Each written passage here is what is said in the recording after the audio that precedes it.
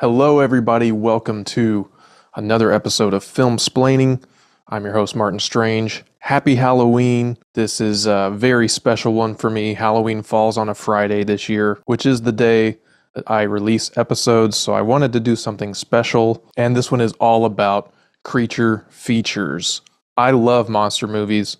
I always have, ever since I was a little kid. My dad had a ton of VHS tapes that I would rifle through to find. He had all of the Universal monsters. He had Dracula, lots of vampire movies, lots of werewolf movies, and I became obsessed with them pretty early on. And this year I decided to start revisiting a lot of that stuff, many of which I hadn't seen in a long time, and a lot of films that I had thought about recently that I have never seen. So what I did was assemble a list of 40 monster movies, 40 creature features. Basically, I used these movies to create a bracket, which I then posted to my Threads account to have all of my followers on Threads narrow down this list of 40 creature features to what they considered to be the top 10. So it was a single elimination, 2-round draft, essentially, scaling from 40 to 20 and then ultimately to the top 10. And these features were chosen exclusively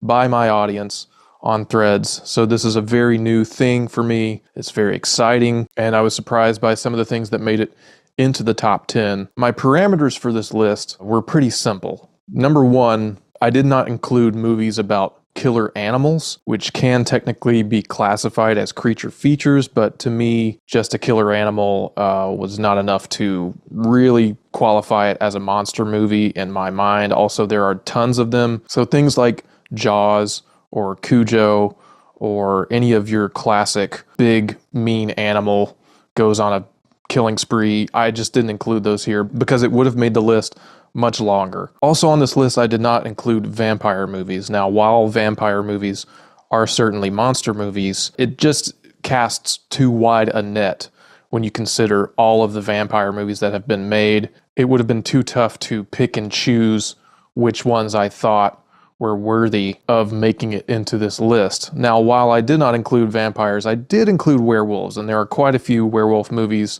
from the top 40, several of which actually made it into the top 10. And I made this distinction because, number one, there are not as many werewolf movies as there are vampire movies, and werewolves have been done in lots of different ways, and many of them are very iconic. And it's a hybrid of man and beast or woman and beast. So that to me justified their place in this bracket. I also did not include zombies because, once again, it's too wide a net. How do you pick and choose which zombie movies are the most iconic and important? Obviously, I have my personal favorites, but I did not include them here because it, again, would have made the list far too long. As I mentioned, there were a few surprises to me of films that were not ultimately picked. Number one being The Creature from the Black Lagoon, which was knocked out in round one by The Howling. I have here a little Creature from the Black Lagoon. If you're listening to the audio-only version of this, I will have some visual aids throughout this episode, so you might want to hop over to YouTube and watch the video. This is arguably my favorite creature design of any monster movie. I love this movie. I love the design, and was sad to see it go, but this is the way when you open things up to your audience and they pick and choose their favorites. Also knocked out in the first round, this was surprising to me, was Godzilla. I have a little Godzilla here. He is, I believe this is from 2014's Gareth Edwards Godzilla. The original is what I chose for this bracket, 1954. This was knocked out by Nightbreed. I was very surprised by that, but we'll find out why shortly. Also losing out in the first round was Predator, what I consider to be one of the best creature designs of all time. This was taken out by The Blob, which ultimately made it into the top 10, which I will talk about in a moment. And then lastly, Pan's Labyrinth, Guillermo del Toro's masterful creature feature containing many different designs, but most notably the fawn. This was knocked out by Gremlins, which we will find in this list to be one of the most popular monster movies of all time. So this does bring us to the top 10, and these are not in any particular order. I simply put them in the order that the bracket which I created spit them out into. I did randomize this bracket several times to try and get fairness between movies, because obviously movies of the quality like Alien or The Thing far exceed other things that made it into this list. Things in the first round, stuff like Basket Case or The Brood or Bad Taste from Peter Jackson or Lair of the White Worm. So I tried to get this bracket into some kind of fair shake. However, there were some very, very tough matchups in round two just because of how things shook out. So again, this list is not ranked whatsoever. I'm just going to give you the 10 that we ended up with, or actually, as we'll find out momentarily, it ended up being 11 due to a tie. But first up is The Blob from 1988. This took 71% of the vote over Frank Henenlotter's Basket Case. This is a movie that I had never seen. I actually watched both this film and the original that it is based on, starring Steve McQueen from the 50s. I really dug this movie. It's a lot of fun. The design of the blob is truly grotesque and hideous. I was very thrilled that it made it this far into the top 10 because a lot of people clearly have a lot of love for this movie. It's one that I can definitely see myself revisiting. It's just some really stunning practical effects, and the overall transformation of this thing as the movie goes on is really fascinating. Really gory, nasty little movie. And it is now one of the top 10 creature features of all time, according to my list. Next, we have Ginger Snaps, the teen werewolf comedy, satire, horror thriller, which took 63% of the vote over Bride of Frankenstein. Bride of Frankenstein, one of my favorites of all time. You can see on my wall, I have a poster of her behind me. Just one of the greatest designs ever, but people really love Ginger Snaps. I first saw this movie a couple of years ago and remember really liking it, but it didn't stick with me in any real meaningful way other than the metaphor that it uses for puberty and womanhood and transforming into hideous monsters and beasts when you are at your most vulnerable. So I rewatched it to see if I had missed anything, and I do still really enjoy this movie. I am a little surprised that it took it over Bride of Frankenstein, but I think the audience consensus was clear that this movie, Ginger Snaps, is a cult classic. It's something that has stuck with the public consciousness over time. I believe it was released in 2000 or 2001.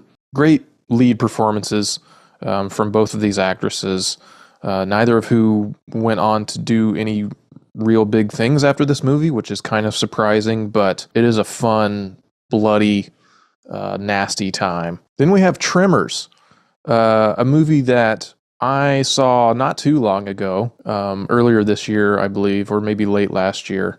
And I liked it. I thought it was fine. I didn't think the design of these underground giant worms was jaw-dropping or world-changing in any way. But this is another one of those movies that has become a huge cult classic. It advanced all the way from the top 40 into the top 10. It took 79% of the vote over Neil Marshall's Dog Soldiers, another werewolf movie. And so, yeah, people really love Tremors. A great Kevin Bacon performance. Really fun practical effects once again. But it's not one that, I personally consider to be in the, great pantheon of creature features. But that's why I tossed this up to my audience, because they think it deserves to be. So here it is. Next, we have American Werewolf in London, the second werewolf feature in this list. This is just one of the best werewolf movies ever made. The iconic transformation set piece in the middle of this movie is probably the one thing that people remember from it above all else. It took 58% of the vote over Guillermo del Toro's Hellboy, another one of his masterful creature feature movies that really brings to life the creations that Mike Mignola did for his iconic, legendary comic book, Hellboy. So American Werewolf in London just barely edged it out. This was a close vote. This was one of several very close votes. I covered this movie as a guest on the Concessions podcasts. My buddies Jared and Dan and I got deep on this movie. So if you want to hear more of my thoughts on it, head over to Concessions on Spotify or Apple and listen to our episode. Next was David Cronenberg's classic body horror movie remake, The Fly. I have another fun little visual aid here of this is actually from the original The Fly. You see him in a lab coat, very subdued to what the final form in Cronenberg's version would be. But this is another just unbelievably iconic monster movie. The design of the Brundlefly of Seth Brundle as he transforms into this hideous, grotesque monster. This took 78% of the vote over John Carpenter's The Fog, his ghost pirate movie.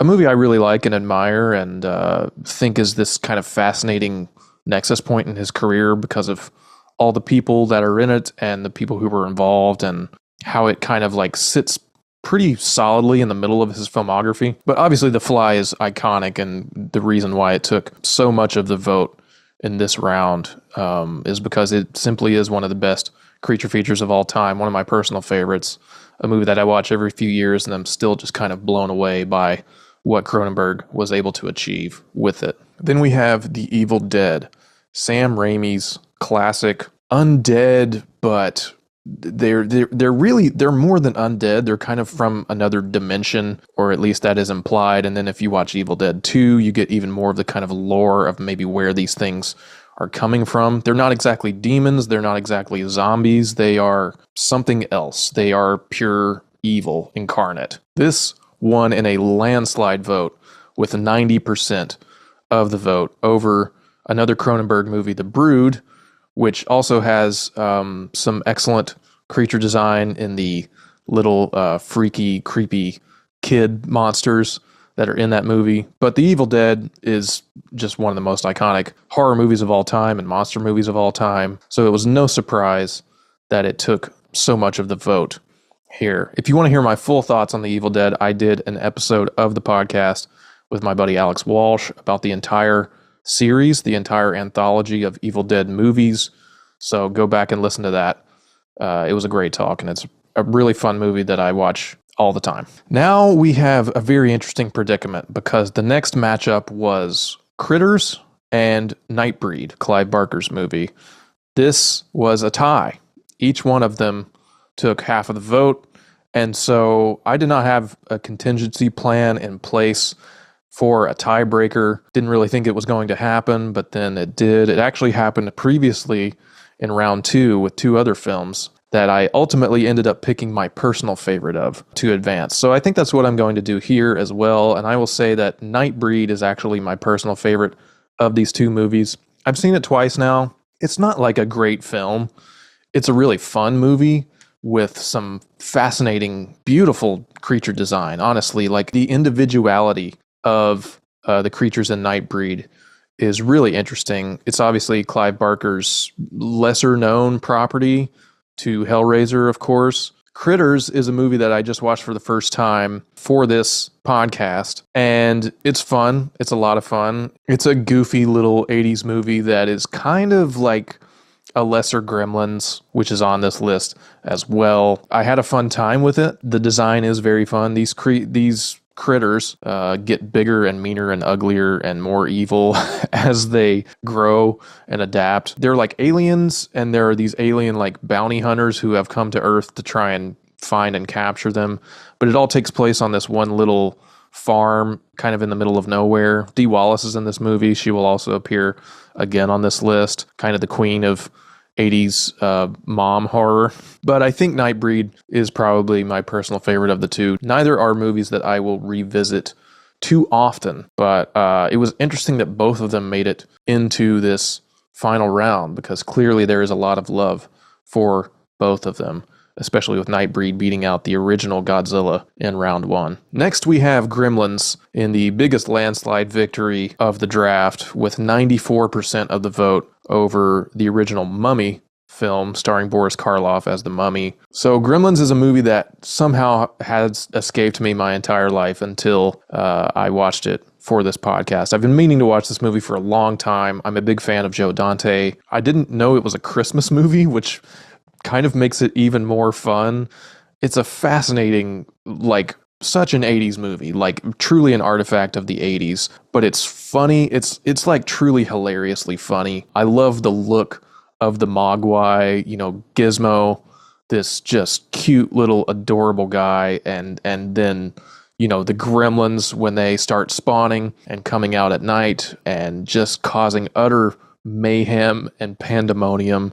This is just such a blast of a movie. I also watched Gremlins 2, the new batch, which is slightly less effective to me, but is equally as entertaining. This is a movie that I'm adding to my Christmas rotation because I think it makes a great holiday movie. It's a great monster movie, and I'm glad to see that so many people still love it and voted it all the way into the top 10 here. Next, we have what was, in my mind, and I think in my audience's mind, the toughest matchup of the draft. I got several comments about how this was an impossible choice. And, this is just how it shook out with the bracket. I knew that this was going to be a tough matchup.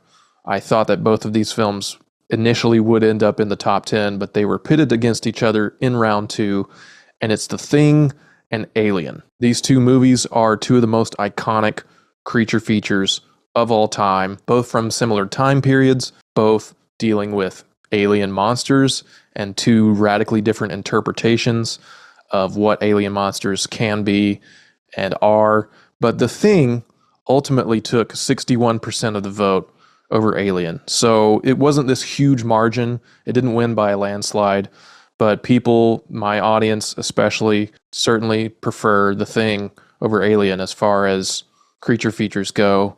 And frankly, this is one of those things where I could go either way. These two movies are two of my favorite movies of all time, two of the best horror movies ever made, two movies that I watch almost every year.